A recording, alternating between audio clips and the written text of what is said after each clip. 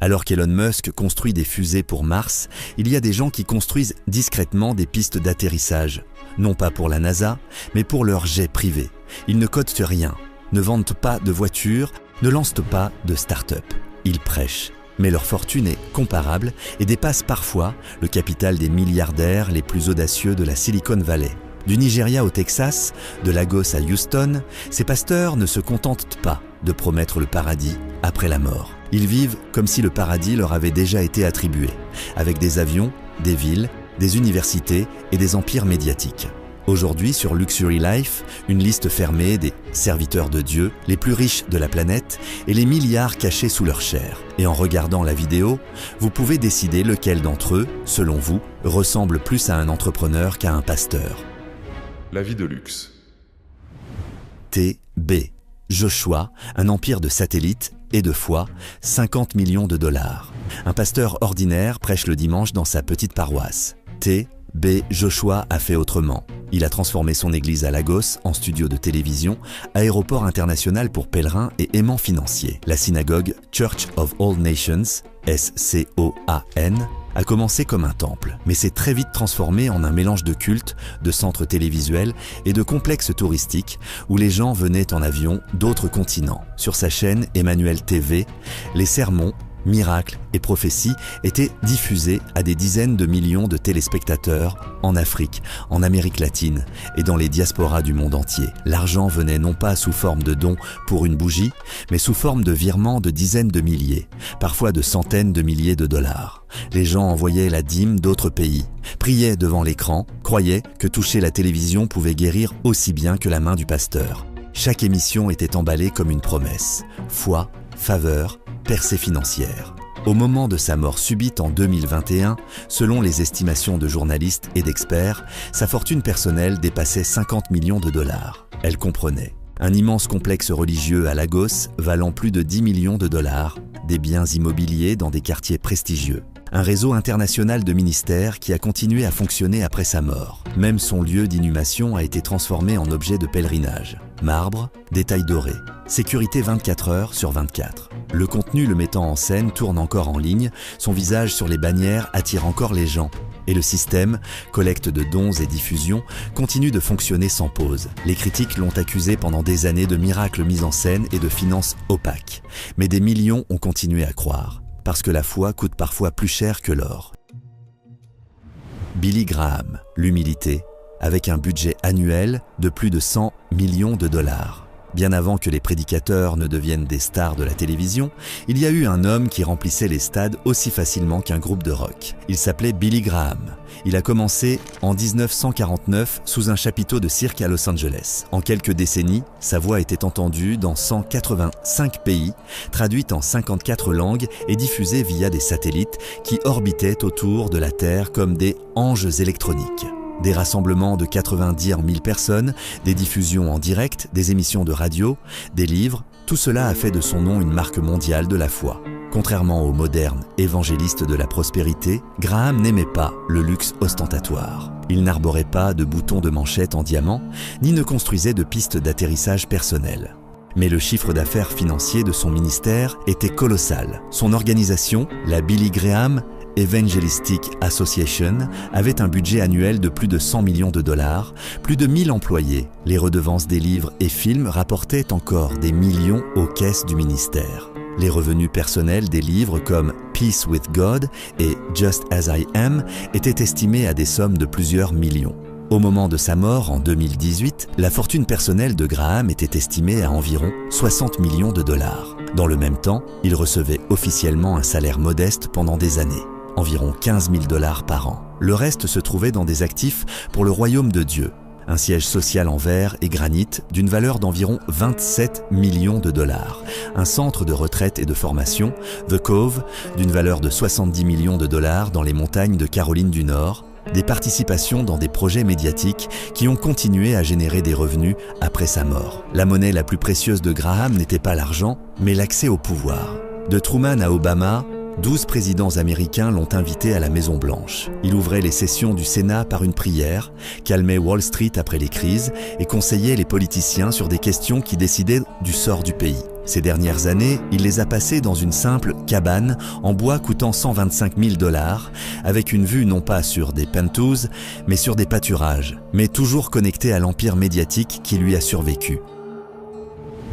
Enoch Adeboye, le prophète silencieux, avec une ville de 250 millions de $.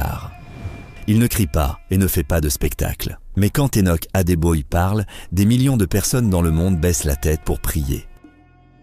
En tant que leader de la Redeemed Christian Church of God, RCCG, il supervise l'un des plus grands réseaux pentecôtistes de la planète. Des églises dans près de 200 pays, des dizaines de milliers de paroisses, du Nigeria à Londres et Los Angeles. Sa fortune personnelle est estimée à environ 65 millions de $.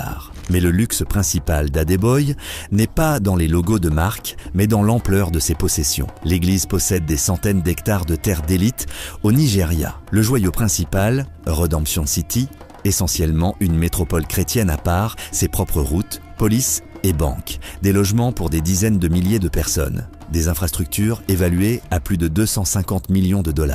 En son centre, un auditorium géant en plein air conçu pour plus de 3 millions de personnes. Ce n'est plus seulement une église, mais une ville de prière. Il supervise la Redeemers University, l'une des meilleures universités privées du pays. Les frais de scolarité, les dons, les fondations, tout cela crée un puissant écosystème éducativo-religieux, évalué à environ 50 millions de $ pour l'université seule. Malgré une modestie extérieure, Adeboye utilise un jet privé Gulfstream d'une valeur d'environ 45 millions de $. Ces maisons sont cachées à l'intérieur des enclos de l'église, soigneusement gardées et paraissent assez modestes de l'extérieur. Sa force, dans la loyauté silencieuse mais absolue de millions de personnes. Il a construit un empire non pas avec des spectacles ou des cris, mais avec un culte de l'obéissance et de la discipline, s'étendant sur des générations. Benny Hinn, un spectacle de guérison et une fortune de 70 millions de $. Un geste de la main et toute une rangée de personnes tombent au sol, des stades inondés de lumière, de la musique, des larmes, des cris. « Je suis guéri ». Benny Hinn a transformé l'idée des miracles de guérison en un spectacle mondial qui se déroulait simultanément dans les arènes et à la télévision. Ces croisades sont un mélange de cultes, de concerts et de projets télévisés à gros budget. Durant ses meilleures années, son ministère rapportait, selon les estimations, plus de 100 millions de $ par an. Dons, vente de livres et de disques, conférences payantes, droits télévisuels. La fortune personnelle de Hinn est estimée à environ 70 millions de $. Cet argent lui a assuré un style de vie s'apparentant plus à celui d'un propriétaire de fonds qu'à celui d'un pasteur. Un manoir en bord de mer à Dana Point, Californie, à 10 millions de $, des jets privés d'une valeur de plus de 30 millions de $, des suites d'hôtels coûtant 20 à 25 000 $ la nuit, payés, selon les documents, comme frais de ministère. Une telle ampleur n'est pas passée inaperçue. En 2007, ces activités ont fait l'objet d'une enquête du Sénat américain.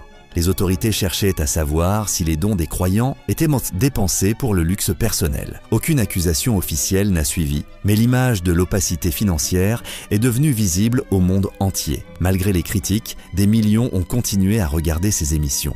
Certains appelèrent cela de la manipulation, d'autres la preuve de la puissance de Dieu. Une chose est claire. Benny Hinn a transformé la guérison par la foi en une marque au niveau d'une corporation mondiale. Creflo Dollar, quand le nom de famille correspond à l'Évangile, 80 millions de $. Le nom de famille de cet homme est Dollar, et il prêche l'Évangile de la prospérité, où la faveur de Dieu se mesure en mètres carrés et en puissance de moteur. Creflo Dollar, fondateur de la World Changers Church International à Atlanta. Son église compte des dizaines de milliers de membres et dans le monde, des millions de téléspectateurs via satellite, streaming et conférences. Sa fortune personnelle est estimée à environ 80 millions de $. Il vit, selon sa propre doctrine, plusieurs demeures, dont une maison dans le comté d'élite de Fayette, Atlanta, valant plusieurs millions de $, des biens immobiliers à New York et en Californie, des voitures de luxe, dont une Rolls-Royce, le principal, un jet privé Gulfstream G650 d'une valeur d'environ 65 millions de $. À un moment donné, il a même publiquement exhorté les croyants à aider à semer pour un nouveau jet. L'argument était simple, si Jésus vivait aujourd'hui, il ne monterait pas sur un âne. Simultanément, ses livres comme « 8 Steps to the Life You've Always Dreamed of » se vendent à des centaines de milliers d'exemplaires et ses sermons ressemblent à des discours d'un orateur de premier plan du Fortune 500. Les critiques y voient une entreprise privée sous couvert d'église. Les partisans parlent des lois des semailles et de la moisson. Mais le fait demeure. Creflo Dollar a transformé la foi en une marque de luxe où la bénédiction n'est pas une image, mais des actifs concrets. Chris Oyakhilome, le pasteur qui a construit un univers médiatique, 90 millions de dollars. Costumes élégants, prestations impeccables, une voix qui fait taire toute une salle. Chris Oyakhilome n'est plus seulement un pasteur, mais un magnate des médias en robe. Son ministère, Christ Embassy, est passé d'un petit groupe de prière à Lagos à la corporation Love World Incorporated, ses propres chaînes satellites, des maisons d'édition, un label musical, des applications et des plateformes en ligne. Ces chaînes de télévision sont diffusées dans plus de 100 pays et des programmes quotidiens sont regardés par des dizaines de millions de personnes. La fortune personnelle d'Oyakhilome est estimée à environ 90 millions de dollars. Et cette richesse est rassemblée à partir de nombreux ruisseaux.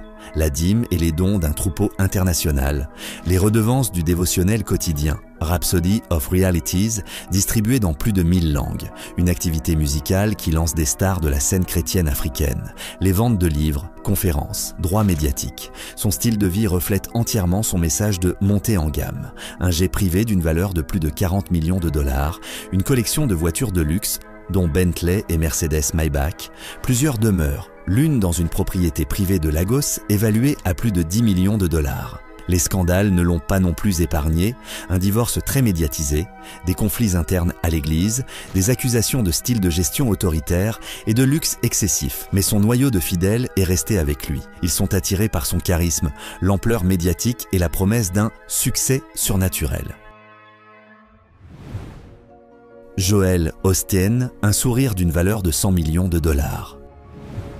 Il ne crie pas, n'effraie pas avec l'enfer, ne menace pas des jugements de Dieu.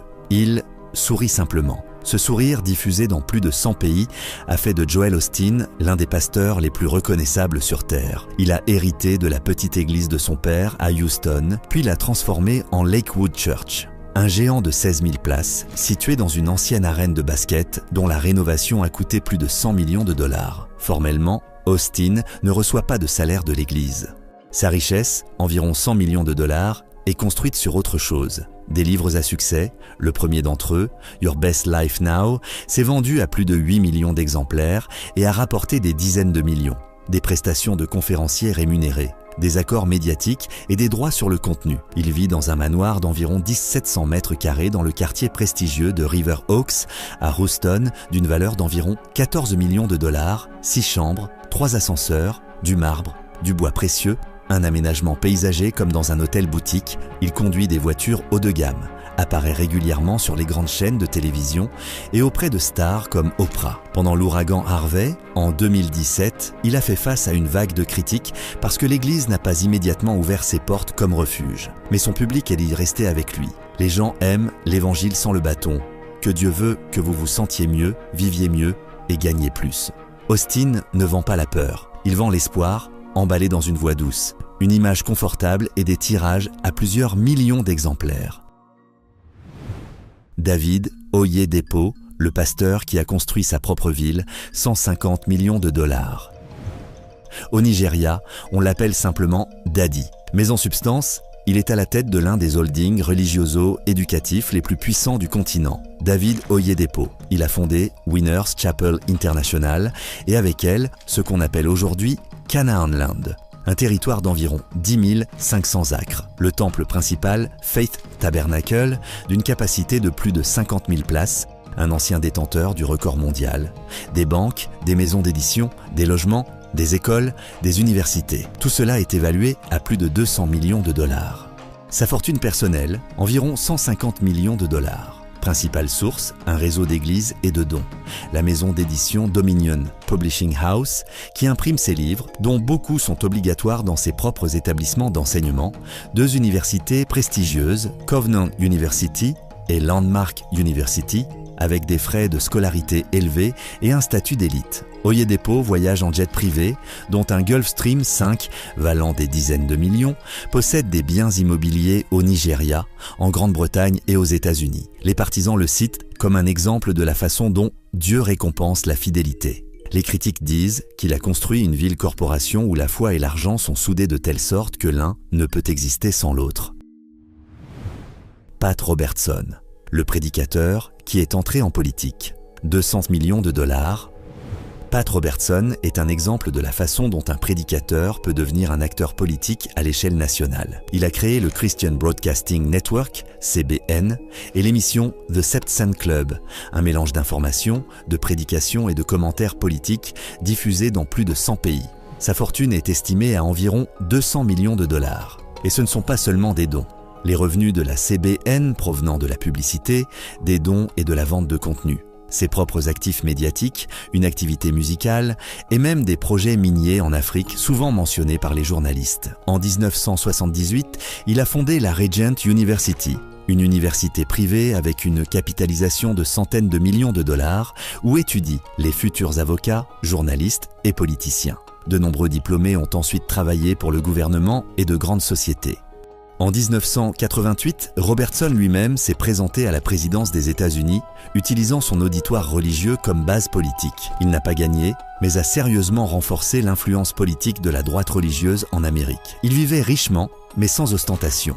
Un domaine en Virginie valant plusieurs millions de dollars, un style de vie discret, des apparitions publiques qui généraient toujours de l'audience et attiraient des donateurs. Pat Robertson a montré, la foi peut être non seulement une affaire personnelle, mais aussi un outil pour influencer l'économie et la politique de tout un pays. Kenneth Copeland, sa propre piste d'atterrissage et une fortune jusqu'à 760 millions de dollars. Et enfin, l'homme qui se tient au bout de sa propre piste d'atterrissage au Texas, le vent tournant les pages de sa Bible aux tranches dorées et des jets privés étincelant dans son dos. Kenneth Copeland. Les estimations officielles de sa richesse varient, mais le chiffre allant jusqu'à 760 millions de dollars est souvent cité. Un niveau où, en termes d'actifs liquides, à certains moments, il pourrait rivaliser avec les grands milliardaires de la technologie. L'argent provient de son ministère, Kenneth Copeland Ministries, diffusion télévisée, abonnement de streaming, lignes téléphoniques, de dons 24 heures sur 24 et 7 jours sur 7, vente de livres et produits audio, rapportant selon les estimations des millions chaque année. Son livre, Les lois de la prospérité, et d'autres documents sont devenus le noyau d'une idéologie entière. Crois grand, donne grand, reçoit encore plus grand. Le luxe qui l'entoure fait partie du message. Un manoir au bord d'un lac près de Fort Worth, évalué à environ 6 millions de dollars, se trouve sur un terrain appartenant à l'église et est exempté de certaines taxes en tant que propriété religieuse. Des entrepôts, des studios, d'immenses hangars. La fierté principale, son propre aérodrome d'une valeur d'environ 17 millions de dollars et plusieurs jets privés, dont un Gulfstream 5. Il a un jour déclaré qu'il ne prenait pas l'avion commercial parce que les avions commerciaux sont comme un tube plein de démons. Les croyants y ont vu un souci de concentration spirituelle. Les critiques, le degré maximum de déconnexion de la réalité de son troupeau. Quelle que soit votre opinion, sa théologie de la piste d'atterrissage sonne ainsi. Si tu crois grand et donnes grand, alors Dieu est obligé de t'élever à l'altitude d'un jet d'affaires. Quand la foi construit des empires. Il prêche l'humilité, mais se déplace en cortège motorisé. Il parle de trésors célestes, mais possède des villes, des universités et des aérodromes privés. Pendant que leurs paroissiens mettent de côté la dîme de leur salaire, ces pasteurs signent des factures pour des jets, des villas et des complexes médiatiques pour des sommes avec 7 et 8 zéros. Ce n'est plus seulement de la religion.